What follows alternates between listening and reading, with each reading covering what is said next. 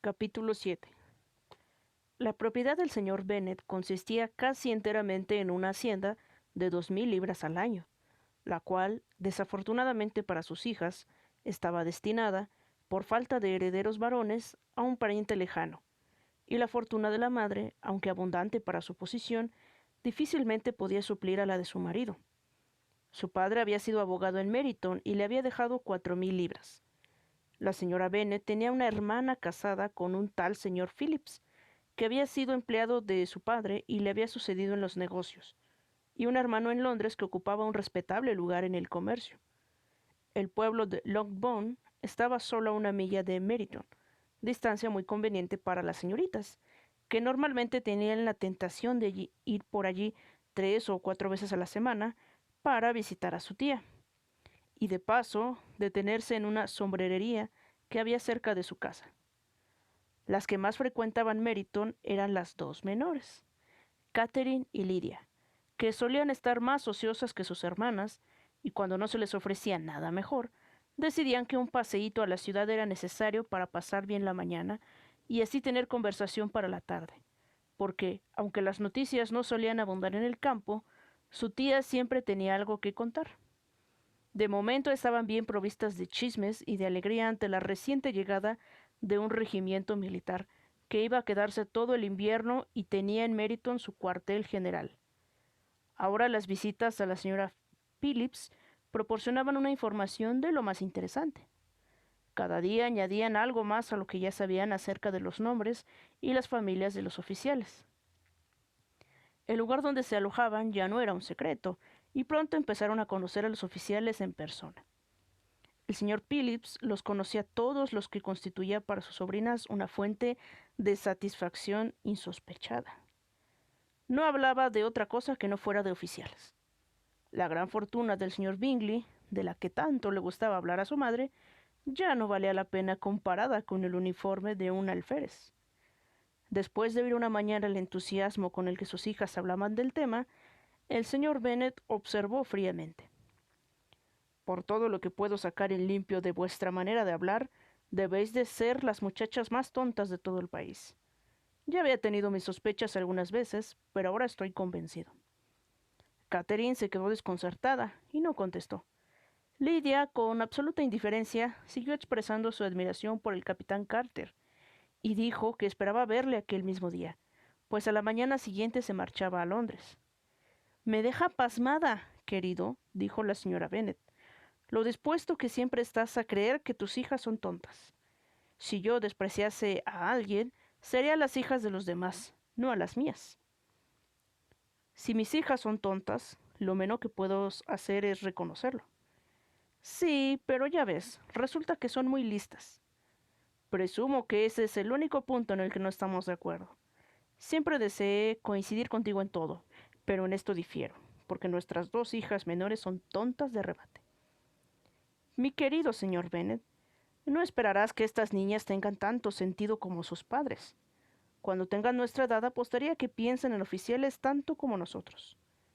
Me acuerdo de una época en la que me gustó mucho una casaca roja, y la verdad es que todavía lo llevo en mi corazón. Y si un joven coronel con 5 o 6 mil libras anuales quisiera una de mis hijas, no le diría que no. Encontré muy bien al coronel Forster la otra noche en casa de Sir William. «Mamá», dijo Lydia, «la tía dice que el coronel Forster y el capitán Carter ya no van tanto a casa de los Watson como antes. Ahora los ve mucho en la biblioteca de Clark». La señora Bennet no pudo contestar al ser interrumpida por la entrada de un lacayo que traía una nota para la señorita Bennet. Venía de Netherfield y el criado esperaba respuesta. Los ojos de la señora Bennet brillaban de alegría y estaba impaciente porque su hija acabase de leer. «Bien, Jane, ¿de quién es? ¿De qué se trata? ¿Qué dice? Date prisa y dinos. Date prisa, cariño». «Es de la señorita Bingley», dijo Jane, y entonces leyó en voz alta: «Mi querida amiga, si tienes compasión de nosotras, ven a cenar hoy con Luisa y conmigo. Si no, estaremos en peligro de odiarnos la una a la otra el resto de nuestras vidas, porque dos mujeres juntas todo el día no pueden acabar sin pelearse. Ven tan pronto como te sea posible. después de recibir esta nota. Mi hermano y los otros señores cenarán con los oficiales. Saludos. Caroline Bingley. ¿Con los oficiales?, exclamó Lidia. Qué raro que la tía no nos lo haya dicho. Cenar fuera, dijo la señorita Bennet. ¡Qué mala suerte! ¿Puedo llevar el carruaje?, preguntó Jane. No, querida, es mejor que vayas a caballo, porque parece que va a llover y así tendrás que quedarte a pasar la noche. Sería un buen plan, dijo Elizabeth, si estuviera segura de que no se van a ofrecer para traerla a casa. Oh, los señores llevarán el landó del señor Bingley a Meryton y a los Hursts no tienen caballos propios. Preferiría ir en el carruaje. Pero, querida, tu padre no puede prestarte los caballos. Me consta, se necesitan en la granja. ¿No es así, señor Bennet? Se necesitan más en la granja de lo que yo puedo ofrecerlos. Si puedes ofrecerlos hoy, dijo Elizabeth, los deseos de mi madre se verán cumplidos. Al final animó al padre para que admitiese que los caballos estaban ocupados, y por fin Jane se vio obligada a ir a caballo. Su madre la acompañó hasta la puerta, pronosticando muy contenta un día pésimo. Sus esperanzas se cumplieron.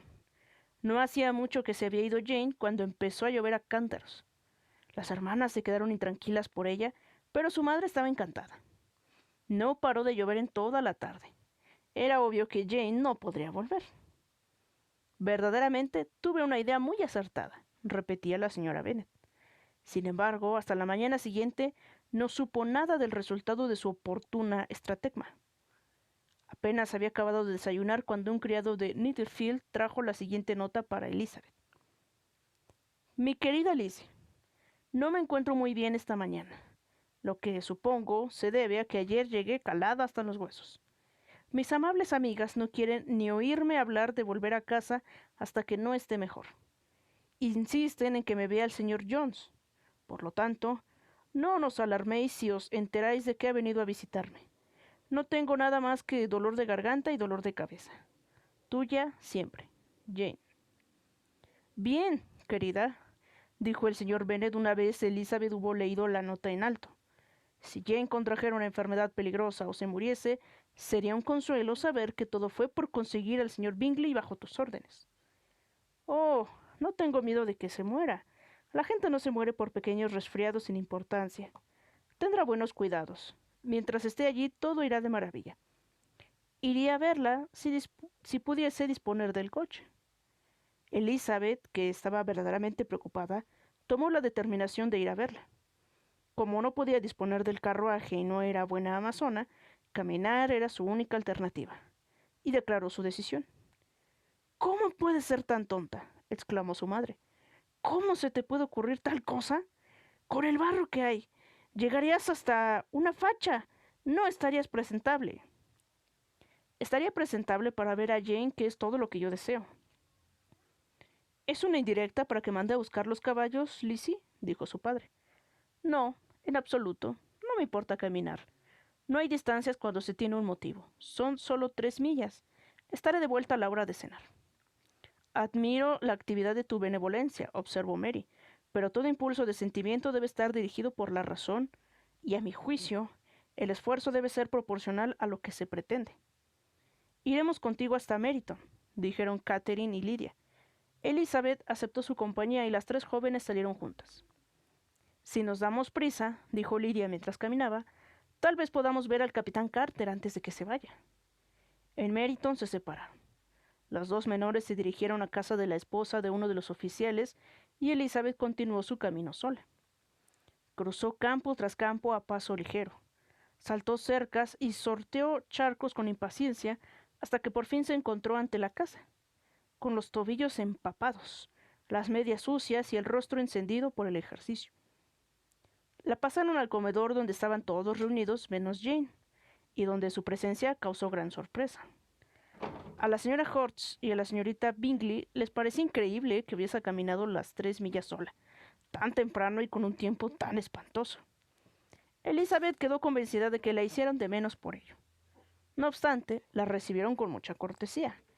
Pero en la actitud del hermano había algo más que cortesía. Había buen humor y amabilidad.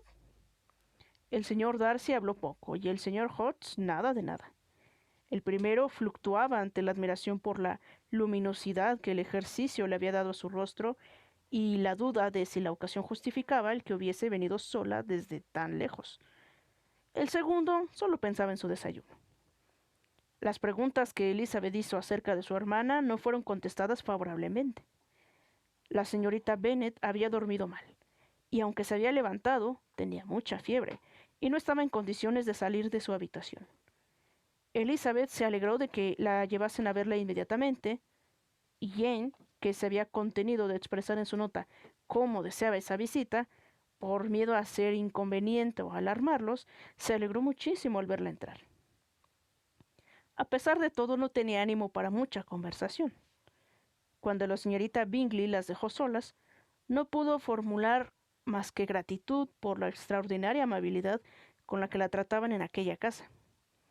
Elizabeth la atendió en silencio. Cuando acabó el desayuno, las hermanas Bingley se reunieron con ellas y a Elizabeth empezaron a parecerle simpáticas al ver el efecto y el interés que mostraban por Jane. Vino el médico y examinó a la paciente, declarando, como era de suponer, que había cogido un fuerte resfriado y que debía hacer todo lo posible por cuidarla. Le recomendó que se metiese otra vez en la cama y le recetó algunas medicinas. Siguieron las instrucciones del médico al pie de la letra, ya que la fiebre había aumentado y el dolor de cabeza era más agudo. Elizabeth no abandonó la habitación ni un solo instante y las otras señoras tampoco se ausentaban por mucho tiempo. Los señores estaban fuera porque en realidad nada tenían que hacer allí. Cuando dieron las 3, Elizabeth comprendió que debía marcharse, y, aunque muy en contra de su voluntad, así lo expresó. La señorita Bingley le ofreció el carruaje. Elizabeth solo estaba esperando que insistiese un poco más para aceptarlo, cuando Jane comunicó su deseo de marcharse con ella, por lo que la señorita Bingley se vio obligada a convertir el ofrecimiento del landau en una invitación para que se quedase en Netherfield. Elizabeth aceptó muy agradecida. Y mandaron un criado a Longbourn para hacer saber a la familia que se quedaba y para que le enviasen ropa. Capítulo 8. A las 5 las señoras se retiraron para vestirse y a las 6:30 llamaron a Elizabeth para que bajara a cenar. Esta no pudo contestar favorablemente a las atentas preguntas que le hicieron, y en las cuales tuvo la satisfacción de distinguir el interés especial del señor Bingley. Jane no había mejorado nada. Al oírlo, las hermanas repitieron 3 o 4 veces cuánto lo lamentaban, lo horrible que era tener un mal resfriado y lo que a ellas les molestaba estar enfermas. Después ya no se ocuparon más del asunto, y su indiferencia hacia Jane, en cuanto no la tenían delante, volvió a despertar en Elizabeth la antipatía que en principio había sentido por ellas. En realidad, era a Bingley al único del grupo que ella veía con agrado. Su preocupación por Jane era evidente, y las atenciones que tenía con Elizabeth eran lo que evitaba que se sintiese como una intrusa, que era como los demás la consideraban. Solo él parecía darse cuenta de su presencia. La señorita Bingley estaba absorta con el señor Darcy. Su hermana, más o menos lo mismo. En cuanto al señor Hodges, que estaba sentado al lado de Elizabeth, era un hombre indolente que no vivía más que para comer, beber y jugar a las cartas. Cuando supo que Elizabeth preferiría un plato sencillo a un ragout, ya no tuvo nada de qué hablar con ella. Cuando acabó la cena, Elizabeth volvió inmediatamente junto a Jane. Nada más salir del comedor, la señorita Bingley empezó a criticarla. Sus modales eran, en efecto, pésimos. Una mezcla de orgullo e impertinencia. No tenía conversación, ni estilo, ni gusto, ni belleza.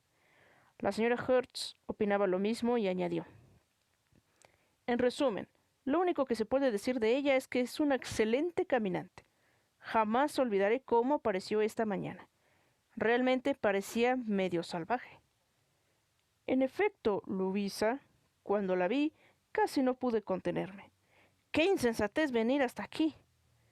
¿Qué necesidad había de que corriese por los campos solo porque su hermana tenía un resfriado? ¿Cómo traía los cabellos tan despeinados, tan desaliñados? Sí, y las enaguas, si las hubieses visto, con más de una cuarta de barro, y el abrigo que se había puesto para taparlas, desde luego, no cumplía su cometido.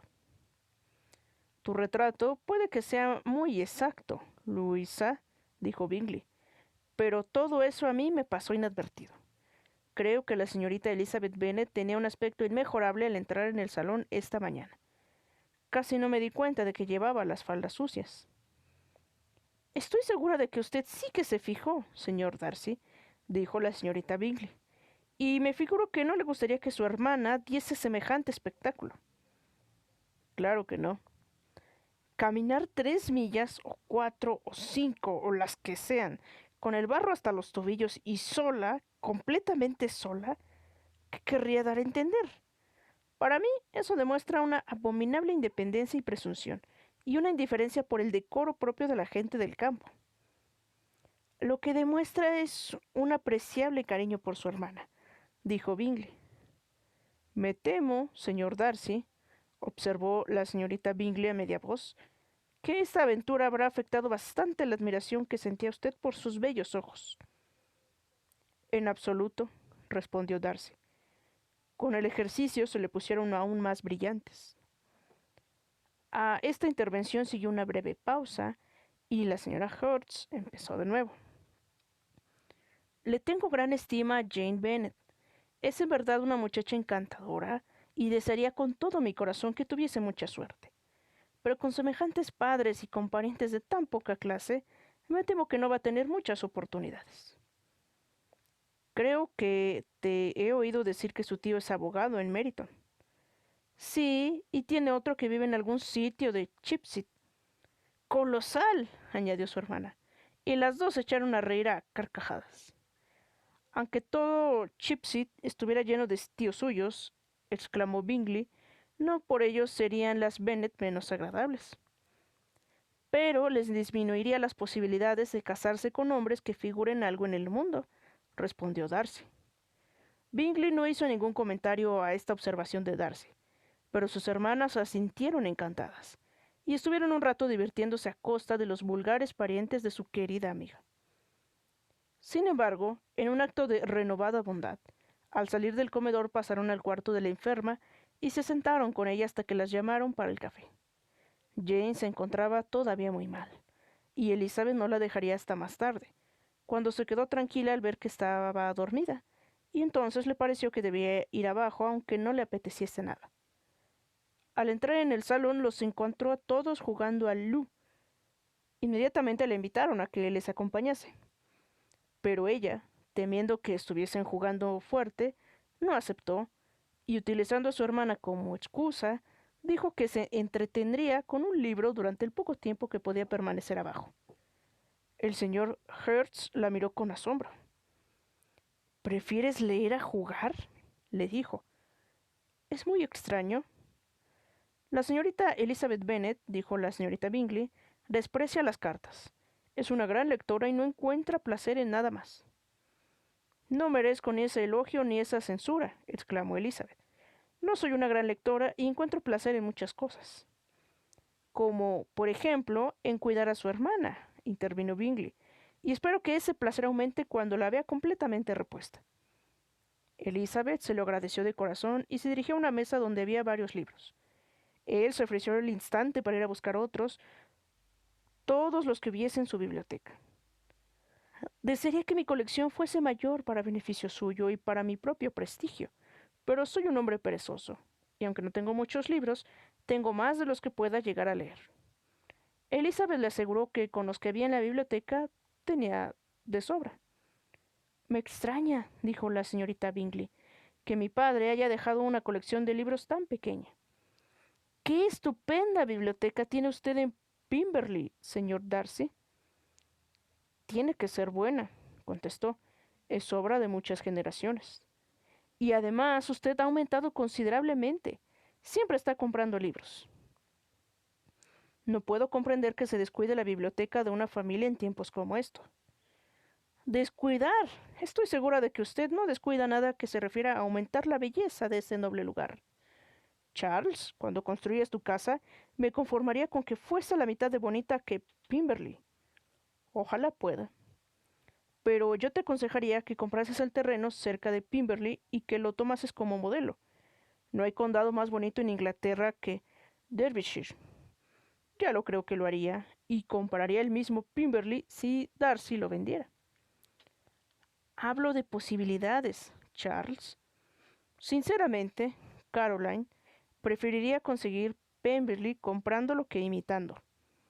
Elizabeth estaba demasiado absorta en lo que ocurría para poder prestar la menor atención a su libro. No tardó en abandonarlo, se acercó a la mesa de juego y se colocó entre Bingley y su hermana mayor para observar la partida. ¿Ha crecido la señorita Darcy desde la primavera?, preguntó la señorita Bingley. ¿Será ya tan alta como yo? Creo que sí. Ahora será de la estatura de la señorita Elizabeth Bennet o más alta. ¡Qué ganas tengo de volver a verla! Nunca he conocido a nadie que me guste tanto. ¡Qué figura! ¡Qué modales! ¡Y qué talento para su edad! Toca el piano de un modo exquisito. Me asombra, dijo Bingley, que las jóvenes tengan tanta paciencia para aprender tanto y lleguen a ser tan perfectas como lo son todas. Todas las jóvenes perfectas. Mi querido Charles, ¿qué dices? Sí, todas. Todas pintan, forran biombos y hacen bolsitas de malla. No conozco a ninguna que no sepa hacer todas estas cosas. Y nunca he oído hablar de una damita por primera vez sin que se me informara de que era perfecta. Tu lista de lo que abarcan comúnmente esas perfecciones, dijo Darcy, tiene mucho de verdad. El adjetivo se aplica a mujeres cuyos conocimientos no son otros que hacer bolsos de malla o forrar biombos. Pero disto mucho de estar de acuerdo contigo en lo que se refiere a su estimación de las damas en general. De todas las que he conocido, no puedo alardear de conocer más que a una media docena que sean realmente perfectas. Ni yo, desde luego, dijo la señorita Bingley. Entonces observó Elizabeth, debe ser que su concepto de la mujer perfecta es muy exigente. Sí, es muy exigente. Oh, desde luego, exclamó su fiel colaboradora. Nadie puede estimarse realmente perfecto si no sobrepasa en mucho a lo que se encuentra normalmente. Una mujer debe tener un conocimiento profundo de música, canto, dibujo, baile y lenguas modernas. Y además de todo esto, debe poseer un algo especial en su aire y manera de andar, en el tono de su voz, en su trato y modo de expresarse, pues de lo contrario no merecería el calificativo más que a medias. Debe poseer todo esto, agregó Darcy, y a ello hay que añadir algo más sustancial en el desarrollo de su inteligencia por medio de abundantes lecturas. No me sorprende ahora que conozca solo a 6 mujeres perfectas. Lo que me extraña es que conozca alguna. ¿Tan severa es usted con su propio sexo que duda de que esto sea posible? Yo nunca he visto una mujer así. Nunca he visto tanta capacidad, tanto gusto, tanta aplicación y tanta elegancia juntas como usted describe. La señorita Hortz y la señorita Bingley protestaron contra la injusticia de su implícita duda, afirmando que conocían muchas mujeres que respondían a dicha descripción. Cuando el señor Hortz las llamó al orden quejándose amargamente de que no prestasen atención al juego. Como la conversación parecía haber terminado, Elizabeth no tardó en abandonar el salón. Elizabeth, dijo la señorita Bingley, cuando la puerta se hubo cerrado tras ella. Es una de esas muchachas que tratan de hacerse agradables al sexo opuesto, desacreditando al suyo propio. No diré que no dé resultado con muchos hombres, pero en mi opinión es un truco vil, una mala maña. Indudablemente, respondió Darcy, a quien iba dirigida principalmente esta observación. Hay belleza en todas las artes que las damas a veces se rebajan a emplear para cautivar a los hombres. Todo lo que tenga que ver con la astucia es despreciable. La señorita Bingley no quedó lo bastante satisfecha con la respuesta como para continuar con el tema. Elizabeth se reunió de nuevo con ellos solo para decirles que su hermana estaba peor y que no podía dejarla. Bingley decidió enviar a alguien a buscar inmediatamente al doctor Jones, mientras que sus hermanas, convencidas de que la asistencia médica en el campo no servía para nada, propusieron enviar a alguien a la capital para que trajese a uno de los más eminentes doctores. Elizabeth no quiso ni oír hablar de esto último, pero no se oponía que se hiciese lo que decía el hermano. De manera que se acordó mandar a buscar al doctor Jones temprano la mañana siguiente si Jane no se encontraba mejor. Bingley estaba bastante preocupado y sus hermanas estaban muy afligidas. Sin embargo, más tarde se consolaron cantando unos dúos, mientras Bingley no podía encontrar mejor alivio a su preocupación que dar órdenes a su ama de llaves para que se prestase toda atención posible a la enferma y a su hermana.